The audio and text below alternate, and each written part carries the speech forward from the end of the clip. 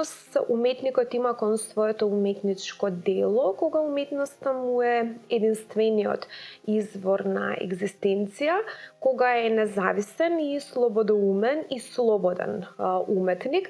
Дали таа слобода во поглед на својата професија значи и дека има поголема можност да се оствари и изрази отворено и искрено, да има свој став кој што секогаш јавно, многу отворено ќе го соопштува и ќе учествува во сите битни општествени теми со што ќе придонесува за подобра општествена слика за сите. За овие прашања говорам со македонскиот академски сликар Константин Качев, а во нашиот разговор ви откриваме и многу за неговото творештво, за неговата еволуција како уметник, за тоа како тој гледа на уметноста денеска и на уметничкото творештво и што е важно во враќањето кон исконската човечка суштина и исконскиот човечки автентичен разговор кој што луѓето забораваат да го водат, затоа што, како што вели и тој самиот, денеска луѓето ги гледаме и ги претвараме во пиксели кои што ни се достапни само на социјалните мрежи, а човекот е одамна изгубен во некои идеи кои што се повеќе избледуваат. Затоа и немаме одговор на прашањето што е човекот денеска. Тој е некаде изгубен, а тој вели дека единствено уметноста и убавото може да го спаси светот во вакви кризи на идеалистички, односно на духовен план. Останете со нас и проследете го нашиот разговор во продолжение. Чести привилегија ми е што можам да го водам денеска овој разговор со тебе. Ако се сложуваш, ќе одиме на ти. Некако јас преферирам како човек да воспоставувам ти комуникација. Тоа вие ми е многу шизофрено, некако ми содржи некоја аристократска лицемерие и не можам... И на мен исто слободно, без проблем. Да, не можам да воспоставам вака непосреден контакт, а многу ми е битно кога разговарам со личност, нели, да ја откриам и неговата мисла и текот на и неговата личност и структурата и начинот на кој што размислува. Ти си еден уметник, еден од моите омилени уметници, можам да кажам, и затоа имам и посебна одговорност кога го водам ова интервју и посебно се и подготвував за него.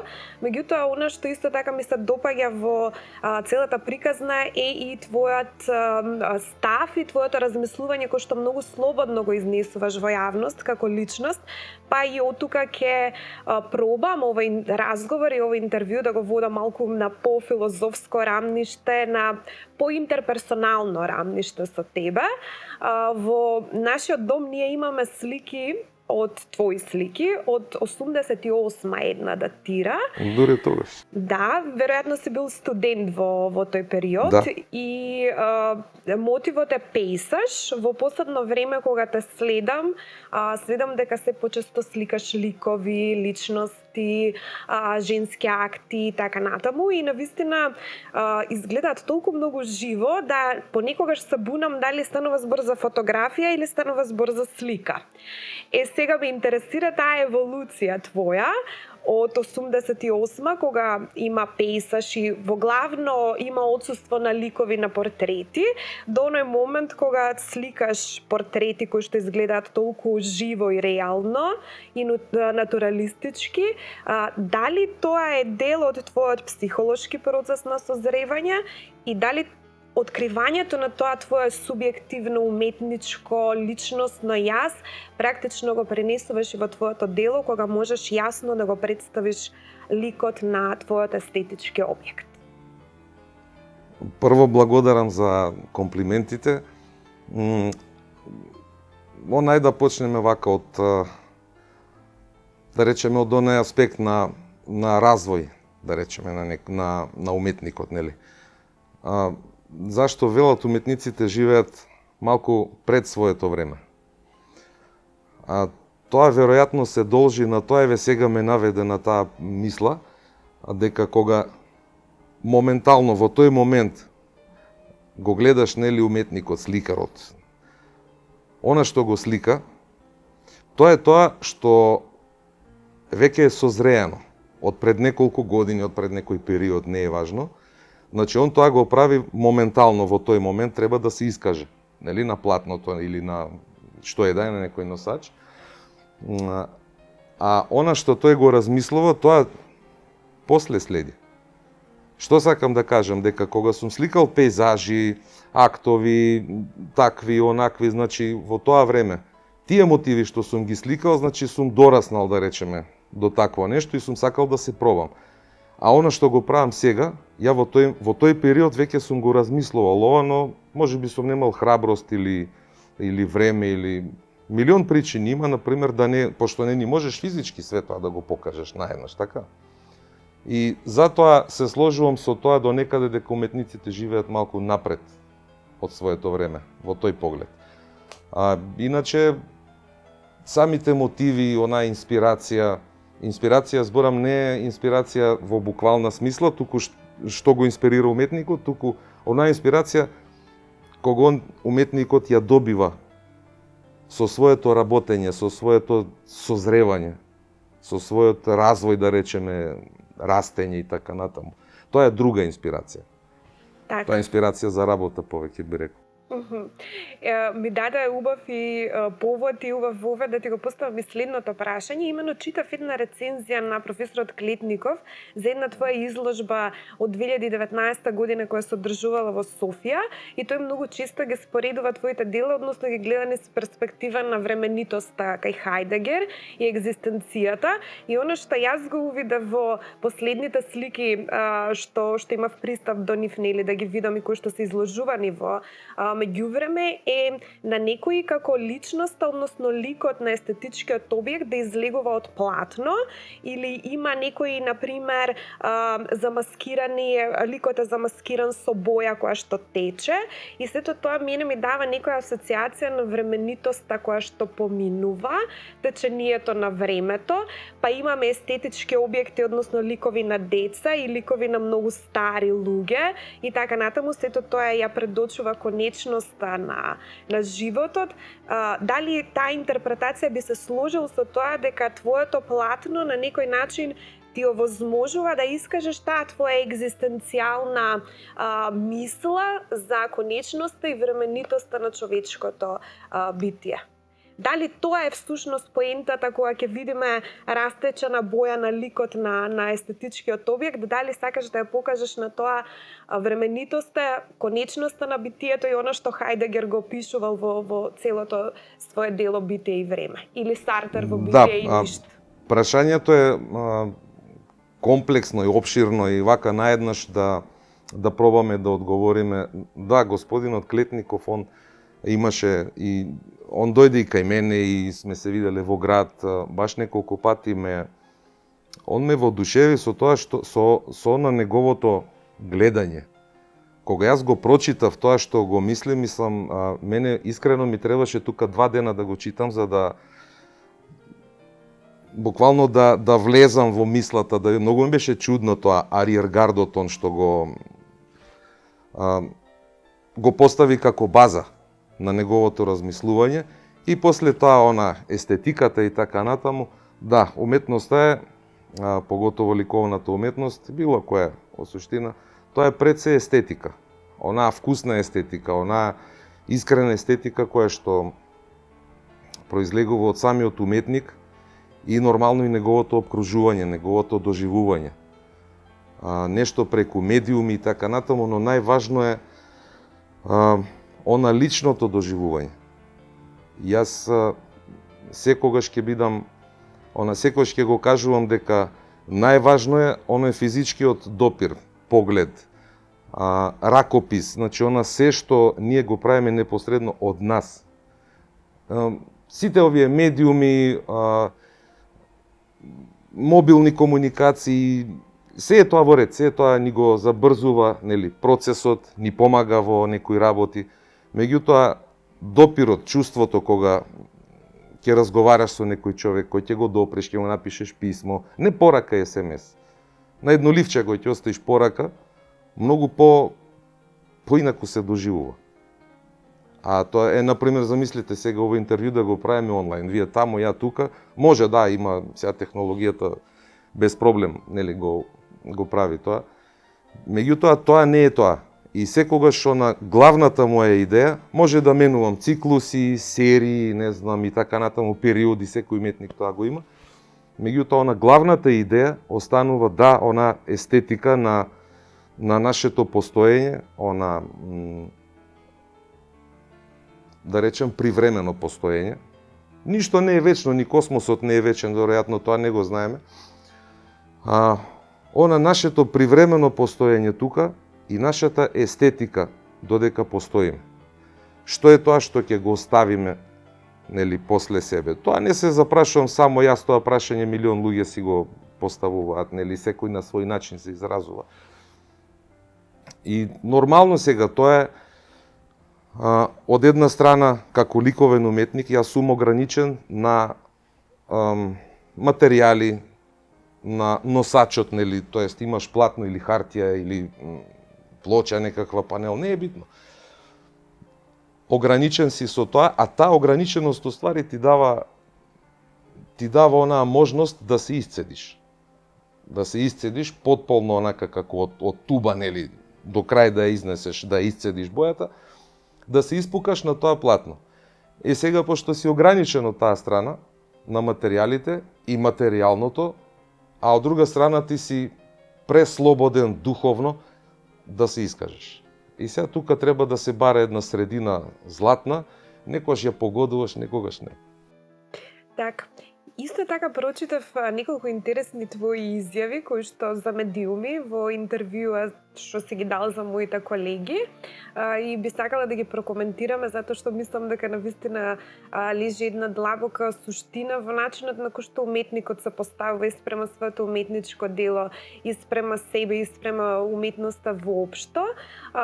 Именно ти си познат како еден од најпродуктивните сликари, најпродуктивните ликовни уметници во Македонија и на прашањето на што се должи твојата продуктивност и од каде тој мотив воопшто да го поминуваш целиот свој ден во твоето ателје и постојано да работиш и постојано да работиш нели на платно, на сликите и така натаму да произведуваш, да твориш уметнички, твојот одговор беше тоа е моето бегство, односно тоа е мојот начин на кој што се справувам со неправедноста, со глупавоста и безобразлукот што го среќавам кај луѓето.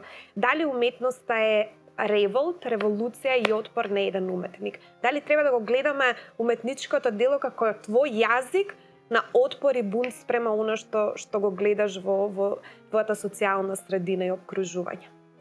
Апсолутно. Така е, само не би се сложил со терминот бегство. Тоа е обратно, јас би рекол, тоа е единствено нешто што може некој уметник да го направи. Тоа не е бегство, тоа е обратно, тоа е соочување со она се што се случува. Например, зависи кој, нели, некои гледаат само низ розови наочари и во рети, тоа е нивен избор. Не е тоа бегство, тоа е соочување со некоја реалност што не обкружува, и желба да се искаже еден револт. Меѓутоа, самото искажување секој уметник го прави на свој начин, и ликовните уметници, музички, театарски, драмски, било кој, во литературата нормално. Секој го прави тоа на свој начин и тоа ја прави уметноста интересна.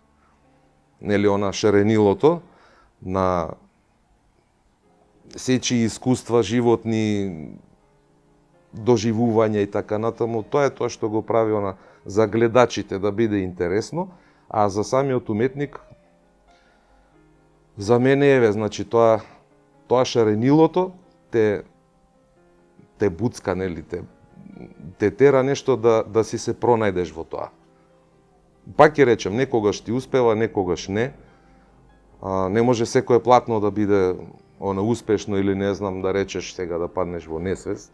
Не, уметникот треба да работи, треба духовно да работи, мисловно и физички треба да работи, затоа многу е, лесна е рецептата на толкава продуктивност. Влези си во ателието и работи си. Дали ти ќе ја мислиш сликата, ќе ја мислиш идејата, ќе скицираш или ќе шљакаш на платно, ќе фрлаш боја или нешто конкретно ќе дотеруваш некои елементи дури да ги вадиш како низ објектив, фотографски да речеме, тоа се нијанси.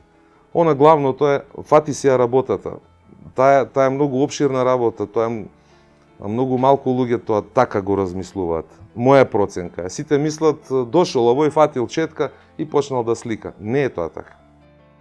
Уште една многу интересна изјава што би сакала да ја прокоментираме, исто твоја дадена за медиуми, на прашањето која е твојата порака како уметник што сакаш да ја пратиш на јавноста, односно на луѓето, и која е твојата најоптимистичка визија и опција за тоа како треба да изгледа сликата на иднината. Велиш дека сакаш да го задржиме човештвото и човекот да остане човек, наместо негово представување денеска во пиксели. Дали сметаш дека човекот многу повеќе денеска го среќаваме на фотографија изразен и поставен на социјалните мрежи во една виртуелна реалност со која што немаме контакт, и кој е тој човек по кој што Коста има некоја носталгија? Како изгледа тој човек и кои карактеристики ги носи? Па, ние тој човек сите го знаеме. Тој е вистинскиот човек, сигурно во секого од нас живее. Јас секогаш викам вака, има една изрека, нема лоша вера, има лоши луѓе. Меѓутоа, ово што се прави сега во последно време, буквално, како да не те фати бес кога ќе видиш на некој дигитален медиум, пошто други веќе прилики немаме, не можеме во живо да видиме нешто, нели? Гледаме се што ќе ни дадат готово, ајде што ни е дадено готово, туку луѓето буквално ме фасцинираат. Зборам воопшто, и јас сум во тој број, ме фасцинираат воопшто луѓето до кое ниско ниво сме стигнале, да се претвориме, па буквално, кој што кажав, во некои восочни фигури, буквално раздробени во пиксели некои. Значи, тоа ни остана животот. Малку нешто на социјална мрежа ќе видиме, ќе дигнеме некој хаос и тоа ќе ни пројде за 2 минути вака без проблем, утре дента се ни е пак супер. Да се видиме, тоа е веќе општо, тоа нели сите го знаеме. Идење на гости или така натаму, да не се повторам, тоа е веќе научна фантастика за сите нас. Но јас вака општо гледано на што се случува сега во светот, не сега, не говорам сега последни, поготово некои си 10-15 години. Значи тоа е буквално, како да речем, кошмарот е во тоа што сепак мислам дека на нас ни е внесен оној кодот од некаде на самоуништување. До толку сме глупи, да речем, да го знаеме тоа, а ништо не правиме со тоа. А сите го знаат тоа, нели? Вака, ако ја верувам сега на улицава ќе излеземе, од 100 луѓе застанати, 99 ќе ви го кажат истото во однос на самоуништувањето. Но упорно тоа го правиме. Тоа е тоа што ми ствара еден револт во мене. И веројатно тоа се некои од моите платна кои што се малку повеќе од мрачни, да речеме. Меѓутоа, секаде има она надеж дека што и да биде, на каков начин и да биде, дека човекот пак ќе победи, ќе се победи самиот. Ќе се ја победи она внатрешната, она неговата глупост. Буквално глупост. Не можам друг збор да најдам. Во твоите изразувања си прилично слободен, прилично си отворен за комуникација со луѓето, често во јавноста знаеш многу слободно и отворено да ги кажеш своите ставови, своите заклучоци, своите проценки. Во Европа не представуваш со многу достоинство и гордост како македонски сликар. Некако се бориш тука и за колективниот идентитет и за освестување национално и колективно и така натаму, значи неретко споделуваш свои животни искуства, свои лични ставови и перцепции и во јавноста и, како што реков, достапен си постојано за разговор, за отварање на некои прашања, отворено и слободно говорење на истите тие прашања, нема табу теми кога си ти во прашање и тоа мислам дека е она што на оваа генерација и недостига. Уметници кои што имаат своја личност, кои што имаат своја автентичност, кои што имаат своја едно авангардно јас, така да го наречам, да бидат идоли на оваа генерација. Например, јас се сеќавам на мојата генерација, сликари беа идоли уметници, беа идоли музичари, филозофи, професори и така натаму. Меѓутоа, денеска децата, ако ги прашате кое име им е попознато, дали име на политичар или име на ликовен уметник, веројатно многу повеќе го препознаат името на политичарот.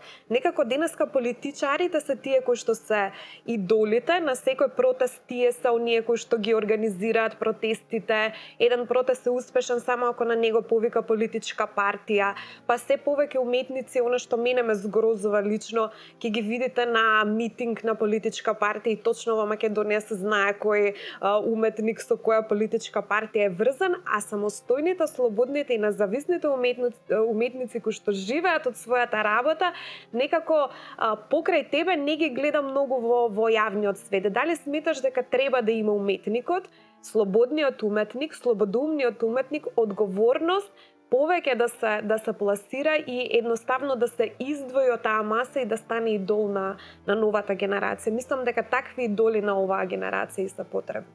Мора да има такви, не само што е потребно, туку мора да уметникот треба да биде таков, мора да биде таков, затоа што ако е врзан премногу, мислам, да не ме разберат погрешно, не политички. Политички сите имаме некоја определба. Политички би рекол во смисла економски, социолошко, нели некое видување и така натаму, не зборам во смисла залепен, прилепен до некоја партија како етикета, не тоа. Меѓутоа, пак ќе повторам, не треба да бидеш глуп до тој степен да буквално твоето творештво го врзуваш со она буквално партиски или да речеме народот кој што вика времето да те понесе. Јас сум живеел во Русија, многу добро го знам што е тоа. Знам милион добри уметници кои што се страшни мајстори.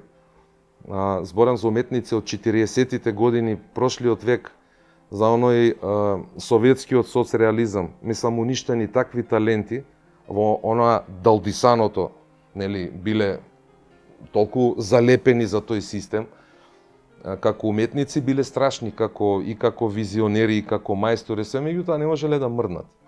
Ама не биле свесни за тоа дека не смееле да мрднат. На нив им било убаво во тоа време. Супер, топ, они мислеле дека тоа така треба. Тоа се тие затруени и отруени уметнички души. Додека си слободен како уметник духовно, ти си остануваш независен. Штом ќе го продадеш духот, душата на политичарите, со тебе е завршено. Апсолутно се согласувам. Толку друго, таа е широка тема, можеме 3 дена да збориме за тоа, нели? А во однос на независни уметници има една шега. Вика, каков уметник си ти? Вика, независен. Зошто? Вика, од мене ништо не зависи. Не би се сложил од уметниците многу зависи. Воопшто, она, знаеш, изрека, убавината ќе го спаси светот. Како сакаш врти, како сакаш, од кој сакаш аспект, од страна разговарај, размислувај, прави. Секоја војна, секоја неправда има крај.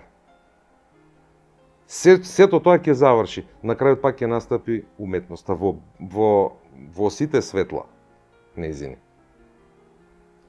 Затоа викам убавината, верувам дека убавината ќе го спаси светот на внатрешната убавина на секој човек. Некој има малку, некој повеќе, меѓутоа заедно сите вака како еден сноп некогаш пак ќе биде убаво. Може ние нема да го доживееме тоа, не знам. Јас онака си фантазирам со една моја надеж некоја. Оно што го гледаме позади на платно е убава уметност. Во морето на уметности денеска кои што се изместени под влијание на концептуалната уметност, имаме една убава уметност. Дури јас кога ја погледнав сликата, не можев да направам разлика дали е фотографија или е слика. И она што ти ми го кажа во разговор надвор од камери е дека сликата уште не е довршена и дека имаш уште многу работа на неја. Со однос на тоа дека со моја мала психолошка профилација светив дека навистина си перфекционист и човек кој што сака до крајен и до најситен детал да ги направи работите да изгледаат така како што треба да изгледаат. Како знаеш кога една слика е готова и е таман? Тоа е најтешкото прашање. Затоа што одговорот е уште потежок. Никогаш не знам. Никогаш не знаеш, тоа е животно искуство, животно зборам искуство од ликовен аспект гледано на ликовните години поминати покрај Сојшто Фелај. Тоа е тоа чувство, некогаш се удираш на кошница на вистинското место, а некојаш ќе те понесе кај што не треба. Има и такви моменти тоа. Многу и знае некој платно големо, мало, нема врска. Знае да заврши со скалперот на парчиња, како макарони да заврши у корпа. Значи, до толку може да ме збесне некое платно. Да ме збесне во смисла дека не сум се справил со нешто или креативно или веќе технички, не е исправно да го работиш тоа платно и ми прави таква ужасна нервоза и кој ќе ја направам таа работа, ќе се отарасам, да речеме, и после тоа толку ми доаѓа убаво си правам едно кафе, можам да седнам. Да, и тоа е еден процес кој што и треба да го поминуваш, зашто нон-стоп ако правиш, сега се трупа во тебе, еден ден треба да фрлиш петарда, нели? Ти пука филмот, го фрлаш во канта и почнуваш ново платно и онака си празен, одморен, убаво зборам внатре. И тоа е тоа, а во однос на тоа некаде што терам до некоја перфектност, можеби на прв поглед непотребна. Тоа е тоа што ме влече онака технички да навлегувам во некои работи, нормално кога нешто размислувам. Тоа е некој вид желба веројатно да споиш некој модернизам со желба за старите мајстори. Тука кај мене тие двете чувства секогаш ми се борат. Ке појдеш нели во Лувр или во некој музеј и во Берлин или не знам, сум бил во милион музеи кои ќе видиш, да, вака гледаш сликата, викаш, да, знам се гледа се ова како го правил човекот пред 500-600 години, зборам за великани на уметноста, нели. И кој ќе се вратиш во ателието, една недела не можеш да се соземеш, не знаеш од кај да почнеш и на крај сваќаш дека ти уствари врска немаш со сето. Дека тоа што се правило, тогаш се правило, и они ни оставиле тоа за нас, нели, убавото да го видиме и се сакам еден мал дел од таму да чепнам и да го вметнам во нашето секојдневие, во тој модернизам, во таа смисла зборам. И заради тоа многу платна ми се, некоја може да видиш апстрактна позадина, која што мене ми е супер, може да видиш некој лик како излегува буквално. Да, тоа го сакам некогаш да излезе ликот, како да не гледа, како да сака нешто да ни каже, ама тоа е комуникацијата меѓу мене и него. Како ќе доживее гледачот или маса луѓе, нели, на овие групни изложби, јас тоа не го знам. Затоа секогаш треба да си бидеш искрен помеѓу тебе и платното, толку ништо не те занима друга. Воопшто не ми е гајле кој што ќе помисли, кој што ќе каже дали ова е добро или не. Не е тоа оценка за уметникот. Дали е добро или не. Дали некој, значи најлоша оценка за било кој уметник тоа е рамнодушност. Кога ти ќе ставиш сликата и една толпа луѓе ќе пројдат покрај таа слика, воопшто нема ни да ја погледнат или само ќе ја дзирнат, нели, дури нема ни да забават, условно речено. Тоа е најлошата оценка.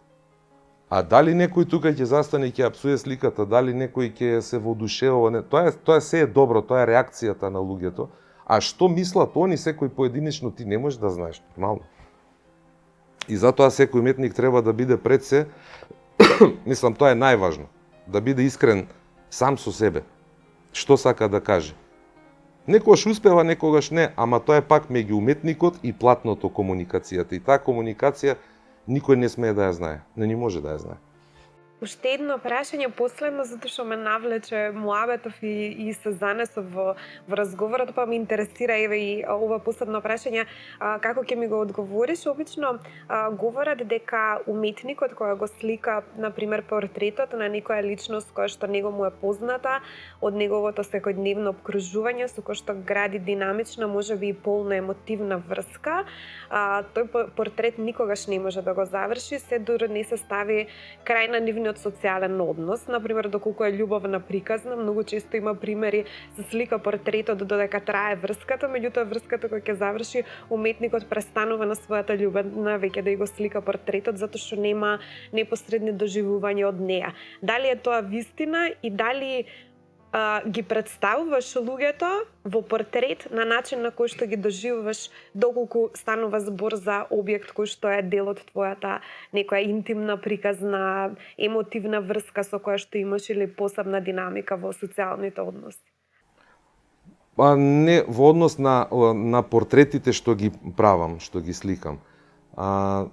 Не, тука се различни портрети. Некои од тие луѓе ги познавам лично, да. Некои не. Мислам, тука не можам така да кажам дека нешто не можам да завршам во таа смисла.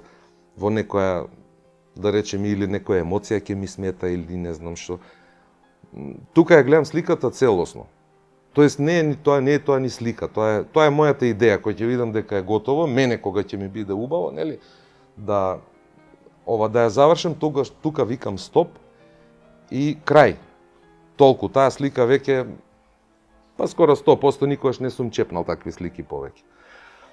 Тоа е тоа. А во однос на првото што ме праша, тука многу кратко ќе одговорам, можеби заради тоа до ден денес, не до ден денес, не е точно. Еднаш многу одамна имам направено 2 портрети на мојата девојка, сегашна моја сопруга. Еве сега ќе кажам, тоа толку многу ме измачи. Тоа е вистина, ама јас во тие години го доживував тоа, дека никако не можев да ги завршам. Точно е. На своја кожа тогаш осетив. И веројатно тоа нешто, сега и ти ме подбуцна малце на одговорот, сега еве размислувам, веројатно тоа е една од главните тие причини или една причина поради која што веќе не сум направил никогаш портрет од мојата фамилија, да речем. Дали тоа е некој внатрешен страв, дали страв зборам не во негативна смисла, страв само од себе, дали ќе успееш да направиш ти како што мислиш, пошто тие луѓе ти си врзан со нив секако, нели? Сопругата, децата, и можеби заради тоа не сум се навлекол, не сум си поставил таква цел да направам некој си портрет на било кого од нив. Затоа што веројатно никогаш нема да бидам задоволен. И затоа јас сум си таков по природа, ако нешто не можеш да завршиш, не го почнувај. Тоа, може некош ќе направам, не знам. Ти благодарам за овој убав разговор, јас навистина уживав. Можам да го продолжам уште, меѓутоа во интерес на времето ќе морам да скратам, затоа што емисијата трае половина час, меѓутоа еве ќе имаме сигурно прилика да разговараме уште за многу твои нови изложби, за многу твои нови слики. Те посакувам успех во работата и да те служи инспирација. Ви благодарам и вам.